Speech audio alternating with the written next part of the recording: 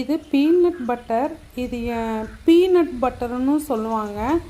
அந்த ஒரு பட்டர்ஃப்ளை அதோட கலர்லேயே இருக்குது பாருங்கள். இயற்கை விவசாயத்தில் இதெல்லாம் தான் ஆச்சரியம்.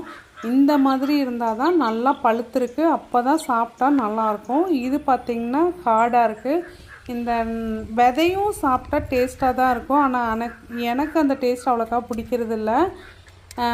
இது டேஸ்ட் எப்படி இருக்குன்னு பார்த்தீங்கன்னா, அந்த இம்போர்ட்டட் டேட் கிம்யா டேட்னு ஒன்று இருக்குது இல்லைங்களா, அதே டேஸ்ட்டில் நல்லா சாஃப்டாக மைல்டு ஸ்வீட்னஸோட அதே மாதிரி இருக்கும். மைல்டு ஸ்வீட்னு சொல்ல முடியாது, ஓரளவுக்கு ஸ்வீட் இருக்கும், நல்லாயிருக்கும்.